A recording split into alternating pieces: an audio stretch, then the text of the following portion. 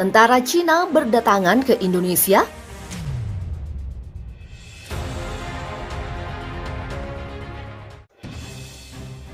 Sebuah tanggapan oleh M. Rizal Fadilah, pemerhati politik dan kebangsaan.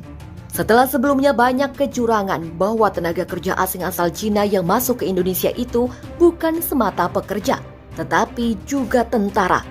Karena terlihat dari postur tubuh yang tegap, kini kedatangan 153 orang melalui Bandara Soekarno-Hatta di masa pandemi juga dicurigai.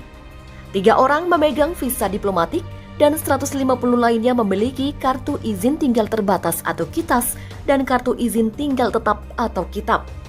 Sungguh mengejutkan dan mencurigakan, apalagi 153 pendatang tersebut menggunakan pakaian hazmat, APD lengkap sehingga sulit dilihat siapa mereka. Sangat mungkin tentara pula. Mengapa seleluasa ini WNA Cina dapat masuk? Ada apa dengan kantor imigrasi dan pemerintah Indonesia sekarang ini? Demi kewaspadaan nasional dan keamanan negara, hal ini harus diusut dan diklarifikasi. Presiden Republik Indonesia atau sekurangnya Menko Polhukam harus menjelaskan di depan publik siapa mereka itu dan apa antisipasi pemerintah merespon kekhawatiran masyarakat atas kedatangan makhluk misterius seperti ini. Jangan sampai semua menjadi terlambat. Penyusupan yang difasilitasi oleh agen-agen bangsa kita yang menjadi pengkhianat negara. Ketergantungan ekonomi tidak boleh menyebabkan keterjajahan para pemimpin negara kepada Republik Rakyat Cina. Kita teringat proses aneksasi Tibet oleh Cina dahulu. Para tentara Cina menyamar sebagai pekerja yang berujung invasi. Mega proyek dibuat sebagai investasi Cina, baik PLTA, KA, bandara, maupun jaringan telekomunikasi. Proyek besar yang nyatanya sama sekali tidak mensejahterakan masyarakat Tibet, akan tetapi lebih menguntungkan pemerintah Cina dan migran Cina itu sendiri. Sementara pemimpin spiritual Dalai Lama terusir ke India. Industrialisasi Cina telah mengubah budaya rakyat Tibet. Masyarakat dan bangsa Indonesia gelisah dengan kebijakan pemerintahan Jokowi yang membuka lebar pintu investasi, hutang luar negeri, dan migrasi WNA Cina. Proses pewarganegaraan yang dipermudah sangat mengkhawatirkan. DPR harus melakukan pengawasan intensif dan serius atas kebijakan pemerintahan yang cenderung menerapkan politik luar negeri tidak bebas aktif. Sekali lagi, jangan sampai semua menjadi terlambat. Nah, kembali kepada masuknya WNA Cina melalui Bandara Internasional Soekarno-Hatta dengan berpakaian hazmat atau hazardous material suit yang patut untuk dicurigai. Maka pertanyaan mendasar kita adalah, apakah mereka itu Tentara Pembebasan Rakyat atau PLA Republik Rakyat Cina? Waspada terhadap kemungkinan tentara yang siap melatih, mengkoordinasi, dan menginvasi. Waiting for the right moment on invade. Politikus Partai Nasdem Syarif Al-Qadri mengkritik pernyataan Direktorat Jenderal Imigrasi Kementerian Hukum dan Hak Asasi Manusia Kemenkumham soal kedatangan 153 warga negara Cina di Terminal 3 Bandara Soekarno-Hatta, Tangerang. Kritik itu disampaikan Syarif lantaran Ditjen Imigrasi menyatakan bahwa 153 WN Cina itu masuk kelompok yang dikecualikan di masa pelarangan warga negara asing masuk ke Indonesia.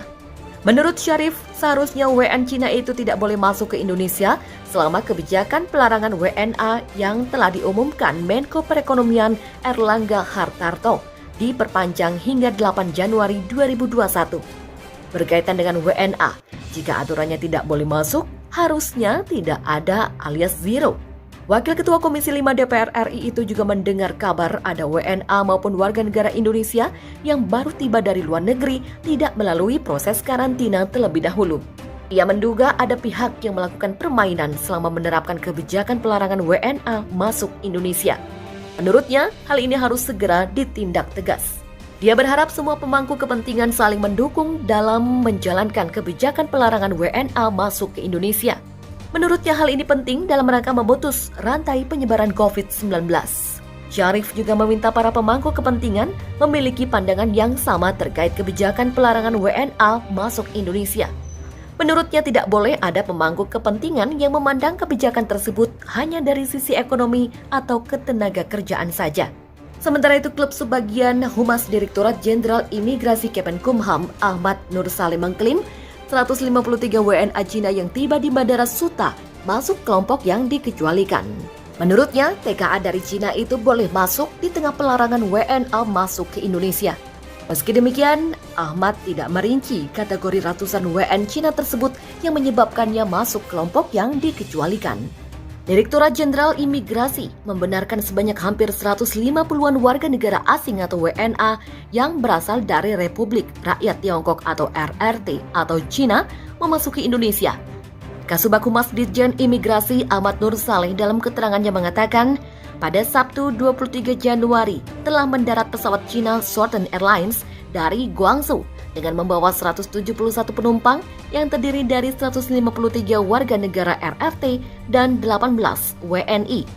Nur Saleh menjelaskan bahwa dari 153 orang warga negara RRT atau Cina, 150 orang diantaranya dengan izin tinggal terbatas atau ITAS dan izin tinggal tetap atau ITAP, dan 3 orang sisanya memiliki visa diplomatik. Ia menjelaskan seluruh penumpang asing yang mendarat tersebut masuk dalam kategori orang asing yang diizinkan masuk ke wilayah Indonesia berdasarkan SE Dirjen Imigrasi tentang pembatasan sementara masuknya orang asing ke wilayah Indonesia dalam masa pandemi COVID-19. Warga negara RRT itu saat ini sedang menjalani karantina sebelum mendatangi daerah tujuan tempat mereka bekerja. Setelah diperiksa kesehatannya, para penumpang diperiksa dokumen keimigrasiannya. Setelah lengkap, selanjutnya diarahkan oleh tim Satgas Penanganan COVID-19 menuju tempat karantina.